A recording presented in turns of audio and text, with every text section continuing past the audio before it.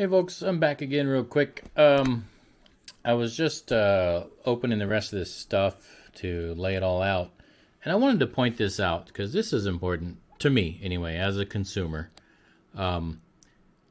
If you're like me and you've ordered things before that you have to put together, a lot of times you'll get things, especially hardware, thrown in a big bag with a little bit of instructions and a picture. It shows you what it is. But just something I'll point out, and this is maybe just be a me thing, but they actually took the time to individually baggie in little crack bags every different kind of hardware.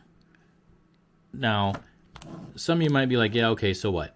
To me, this is cool because in here, I know I've only got the 4 screws that I need of that size. I don't have to dig through and find the 4 screws mixed in with all the bag of the other screws, right? So this is cool. I can appreciate this, and as a business owner, I do run 2 other businesses. I know the time that it takes to do silly little things like this. It's time consuming. It's easier just to throw it all in a big baggie and say, here's your hardware. But the fact that this guy takes the time to individually baggie up every type. There is no one baggie that has a different type of hardware in it. So that's pretty cool. I just thought I would try to get a close-up on that and point that out. So each and every baggie is individually contains like items only. So that's pretty cool. Just thought I'd point that out. All right, we'll catch y'all later. Hey, what's up, everybody? It's only been seconds for you, but it's been a few hours for me. But I got it all together. Now, it didn't take me a few hours because it's hard to put together. It's not. It took me a few hours because the family came home, and then the kids wanted to help, and then the kids wanted to do this and that. So we ended up getting all my tumblers together because there's 102 of them that we got to do. So they like to help me sort them out by colors and everything. So it's getting late. I might have to finish the video series tomorrow, and again, it won't make any difference to you because it'll look like it's instant when I get done editing the video. So here we are. I have her put together, and I'll turn the camera around here a minute and show you a couple things. I haven't hooked it up yet. I haven't tested it. A couple things I'm a little confused about, and I'll figure it out once I get it up there, but I gotta go get the light burn settings and all that, and I'll do a separate video section for that. First, I wanted to say, let's turn her around a little bit.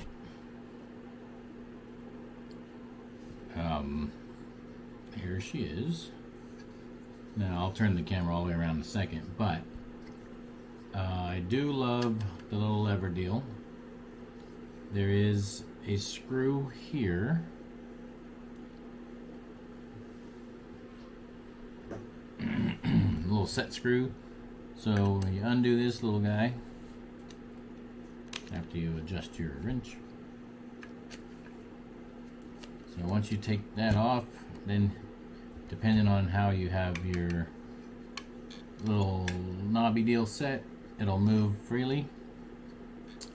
You loosen it up, it moves a lot, and then you tighten it. And it's also got the pull and click, so you can add more tension or release or whatever. Daniel goes over all that in his video, so I'm not really going to get into the assembly at all because he does a very good video. So if you buy this, just go on the website, and there's a link on a video instructions on how to do it. Oh, excuse me. All right. So one thing I will point out, not to be alarmed, is that when this, see, it's got some play in it. All right. Now, when you do put it together, you'll see down in there it's got 2 little tabs that hook in, so it's secure. Even when you tighten this, and you don't want to over tighten it, but even when you tighten this down and get her, so you really got to give it to her. See, there's not as much play right there. It doesn't move much, but then if you give it some, it'll move. There is some wobble, and that's the wobble in between the pegs. Nothing you can do about that, but that's the whole point of the set screw. So once you get her all in the machine and get her leveled and you get it exactly where you want it, then you just tighten up your set screw right here. Don't move it like I did. And then boom, now she's good. There's no play. It's solid. So just be aware, don't think that this lever is what tightens it so it won't move. There is still going to be a little bit of wiggle, a little bit of play. The lever is just to help you get her. I mean, if you're like me, you're going to just grab the damn thing and move it anyway. I probably won't necessarily use the lever unless I'm fine-tuning or something. But, you know, once I get it into place, I'm going to hold it, I'm going to tighten that set screw, and then she's going to be good. So we'll go over that when we get over to the laser.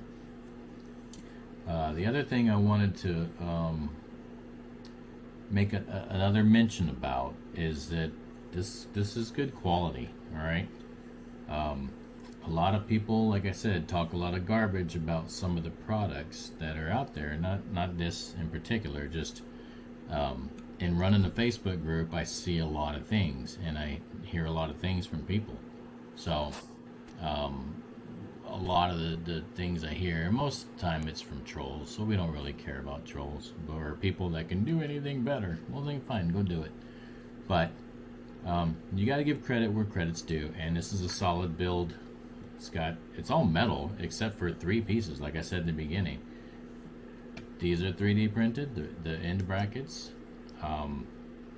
This little deal here with the protractor looking thing is 3D printed, and that's it. There's 3 pieces. Of course these are, but these are little freebies he tossed in. The little grips, they're not something that you really purchase. So you know, you've got the X-Tool grips anyway, or you can buy other ones, but everything else on here is solid. It's metal, it's aluminum, and it's steel. Okay, so you know, there's a lot of shit out there, and a lot of it is 3D printed only. This is a good solid build, and she's sturdy. When you put her down, she's sturdy. So let me oh, one more thing, and Daniel goes over this in his video, but and I might end up doing this, and I didn't pay attention until the end. I put the set screw in, and it's tilted weird. Let me get her back somewhat straight. There we go. I mean, look how far this thing can go, guys. If you want to do some weird rotary stuff, look at this. It goes back there, right? I mean, you can have a big ass thing up here that maybe it curves. I don't know what you're engraving, but that's a lot of play, right? That is a lot of movement that you can have. It even goes to 90 degrees. So if you have a small cup or a small tumbler and maybe you want to engrave the bottom, right? Put that sucker at 90 degrees and now you can engrave right on the bottom. So that's pretty cool, I think. Yeah, my little other tilty deal don't go that far. So let's get her back somewhat in the middle. Man, I got hiccups. Alright, and you don't over tighten that set screw there. You just got to put a little tension on it, and she ain't moving, okay? So, talking about these little grips here, I don't like them. Sorry, Daniel. I don't like them because, and I wanted to try them just to give everything a try. Now, I kind of figured they'd slip, and they do. They're not angled at all. I don't know if you can do it on a 3D printer. I know nothing about 3D printing, but the little deals you get from X-Tool, they do have a very slight curvature, right? And they are rubber. They're a hard rubber, but there's a little slight curvature there, and that because you know our tumblers are round, so we need something that's kind of round, right? And of course, it being rubber, it's gonna grip. So now this one's obviously too big, but they don't sit well because they're flat. I mean, well, no, he did put a little. Okay, this one does have a little. Do these not have it? Yeah, they do. So maybe just, you know, my opinion may or may not be worth anything, but if you're watching Daniel and the gang over there, maybe increase that dent a little bit might help. I don't know, but For whatever reason, it doesn't sit well. Maybe even, I wonder if we make these a little bit wider and that arc is more congruent with the shape of a cup, because you know these ones are pretty wide, right? So there's a big difference there. Like shit, you can't see. There's a big difference in the width, right? So I think because maybe the curve ain't quite right. Damn it, I keep putting them out of view. Maybe the curve ain't quite right, or or it's too thin. But for whatever reason, I'm not getting a good grip on there. Now, let me just show you real quick. I'll tighten it up, finger tight. So right now it's just finger tight, but so it turns. But if I put any kind of little pressure on this wheel to hold it, I don't know if you can see or hear that, the cup just spins. Now if I give her some and really tighten it up,